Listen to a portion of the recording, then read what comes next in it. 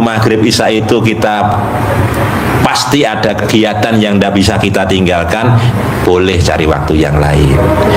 Yang di luar waktu maghrib isya ambil 5 yang dominan di dalam diri bapak ibu. Ada misalkan komen, mikir, ngeluh, cerewet, jengkel, misal. Ambil 5. Ini bonusnya, kifaratnya, tebusannya dengan sholat tobat 10, 10, 10, 10, 10. Jadi 50 salam.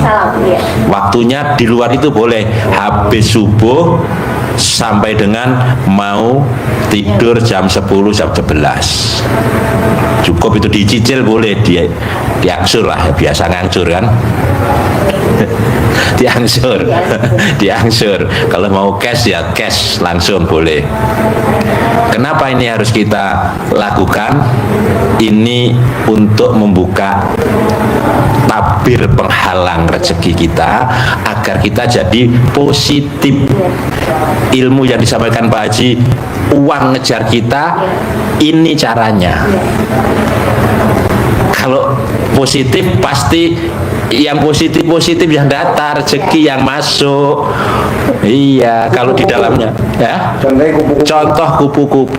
Bapak Ibu pengen menikmati keindahan kupu-kupu, tidak harus dikejar, ditangkap.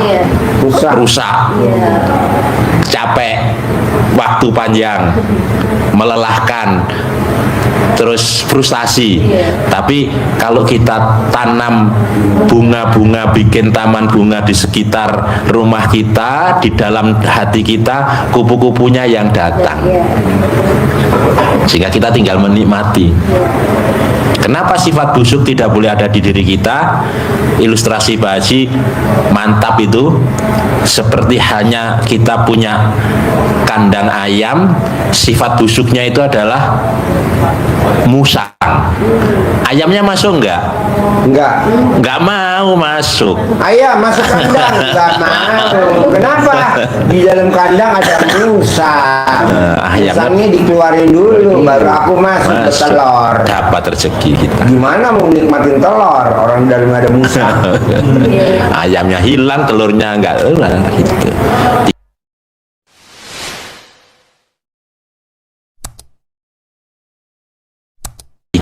1, 2, 3, 4.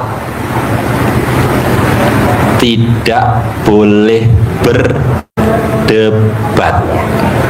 Mitra, keluarga, sekecil apapun.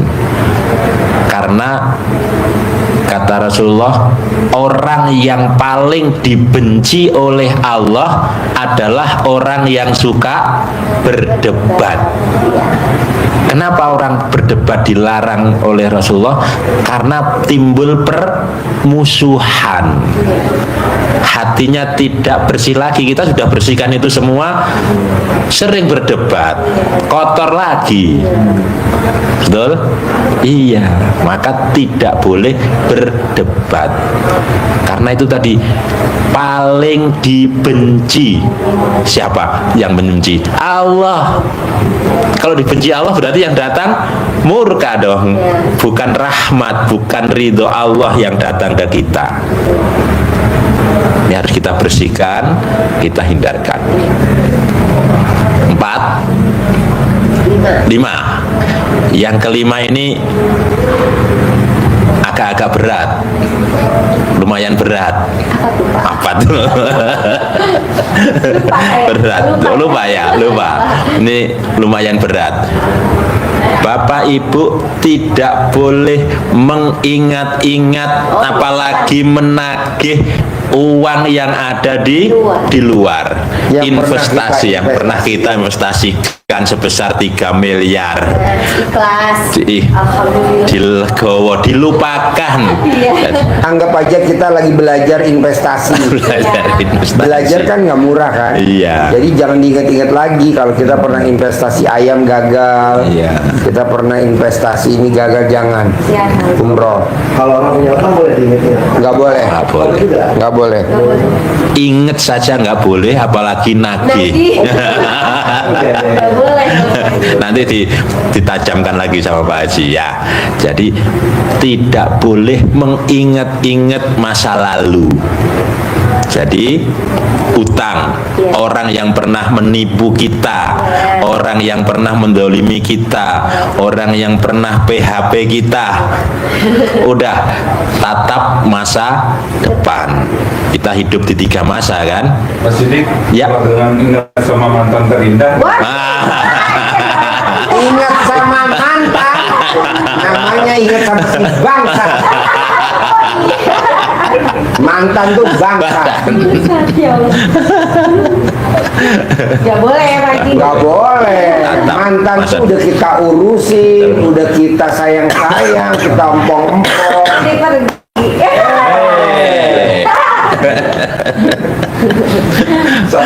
Sakitnya tuh di sini. Iya. 5. Iya. Ini Pancasilanya. Yang 6. 5-nya jelas ya, berat ya, berat. Padahal di buku catatan aja tagihan itu. tutup lagi, masukkan ke laci. Ya. Yang ke-6 ini pamungkasnya untuk membersihkan diri kita tadi dari sifat-sifat yang buruk, sifat jelek yang di hati, kemudian kadang terlintas di dalam pikiran, di hati orang yang pernah PHP, itu kadang kan terlintas. Kadang di depan mata ada yang mancing jengkel, sementara kita tidak boleh itu semua. Gimana caranya? Nah ini, jengkelin tidak boleh, ditahan juga tidak boleh. Kenapa tidak boleh? Karena timbul penyakit. Iya. Akan jadi penyakit kalau kesel saja, tapi di batin. Iya. Apa di batin itu? Dipendam di hati. Itu 3 hari yang lalu. Orang mana kemarin Pak? Sulawesi ya, Makassar. Ibu-ibu. Suami apa anaknya kemarin? Anak ya ayahnya, anaknya pakai jubah gitu kan, sama ibunya nggak bisa keluar suara, sakitnya tuh di sini. Ternyata setelah kita kupas begini, dia memang itu dipendam, nggak pernah diungkapkan, takut nggak diungkapkan, jadi nggak ini.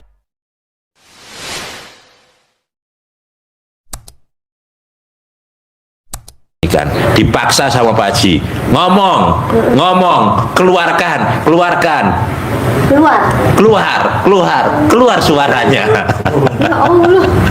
Karena kepuasan dia. Maka ini kalau kita, apa kata Pak Haji, keluarkan, lampiaskan secara maksimal dengan kekuatan penuh kejengkelan kita. Dengan bahasanya Pak Haji, sumpah serapah. Itu yang ke-6. Kenapa? Untuk ini mengeluarkan, kita jadi puas. Kalau sudah dikeluarkan kan puas Pak Marco. tapi kan suka Mas. Oh. Kalau dipendam jadi batu. Oh, itu. Oh, kira-kira gitu. Oh iya. Dikeluarkan dengan energi negatifnya yang kita keluarkan, kita tarik energi positif, ucapan yang positif untuk kita. Ada cucu, ada anak kecil yang naik-naik di atas meja bermainnya, wah gitu. Gitu kan, naik kejar-kejaran sama adiknya, naiknya kemana, ke sana, timbul jengkel.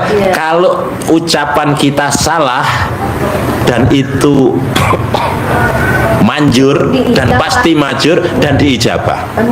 Jangan. Adik, awas jangan lari-lari naik-naik ke meja-meja, ke kursi-kursi, jatuh nanti. Apalagi ditambah patah kakimu nanti. Aduh. Betul kan? Kejadian. Nah, gimana caranya agar kita juga tadi itu puas, lega, plong, tidak ada unek-unek di hati, ada cucu, ada ini saudara yang datang atau siapapun yang di situ. Contoh sederhana ini sama kasusnya misalkan. Awas adik ya, adik-adik kalau naik-naik terus di meja, di bangku, lari-lari, bunda punya uang 10 miliar bulan ini. Awas, kalau lari-lari, naik-naik di meja, naik-naik di bangku-bangku, naik-naik di kursi-kursi, lari-lari, bunda punya uang 10 miliar. Marah kan? Marah. Kalau anak saya jawab, iya dong. Siapa mau? Ini ketahuan kita. Iya, nggak jadi. Amin, nggak jadi marah kan? Nggak jadi marah, itu sama. Jadi kalau ada yang masa lalu juga itu bikin jengkel, ingat boleh ini di dalam hati, ini bikin jengkel nanti. Pasti saya punya uang 10 miliar bulan ini. Iya. Itu apapun yang terlintas negatif bikin jengkel kita, bikin dendam kita, bikin kecewa kita masa-masa lalu, mantannya Pak Marco, udah itu justru kesempatan kita untuk sumpah luapin. Bahkan kata Pak Haji, kalau nggak ada bikin cari itu minimal 9 kali kata Pak Haji harus kita nyumpahin. Oh, gitu ya? Iya, sehari. Bahkan tukang sayur pun bisa kita sumpahin. Ya, pengen masak jam 7 pagi buru-buru karena jam 8 harus check out pergi. Tukang sayur, awas tukang sayur ya. Kalau sampai jam 7 nanti kamu belum sampai di sini, saya punya mobil Avanza. Avanza. Iya. Itu kalau sampai jam 7 tidak nyampe di depan rumah saya belanja, saya janji terlambat, saya punya mobil Rubicon. Nah, itu bisa? Ya. Iya, siap. 6 kan? Ya, tuh. Hafal? Insya Allah. Insya Allah hafal. Tinggal dipraktekin secara maksimal dengan penuh keyakinan. Ya. Ya, yakinnya kata Baji harus bulat, Dewa. harus bulat dan keras. Kalau nggak keras nggak bisa nusuk. Pak izin keluar dulu tadi. Ya. Mau kemana? Toilet. Nih, kamar kecil nih. Nih. Belakang. Belok kanan. Siap gitu Pak. Ada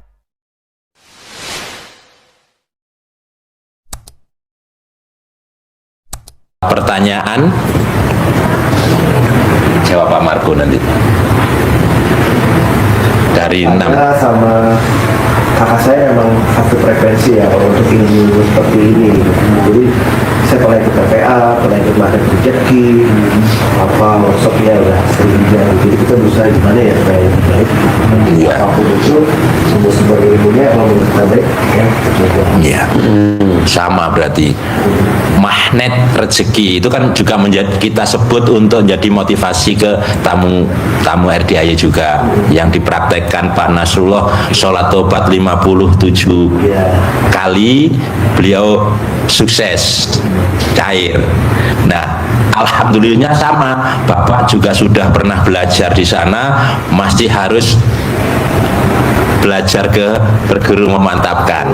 Yang datang sebelum Bapak beberapa waktu lalu malah sahabat karibnya Pak Nasrullah, lupa namanya, nggak tak catat, nanti kita cari lagi, nggak usah disebut, nggak apa-apa.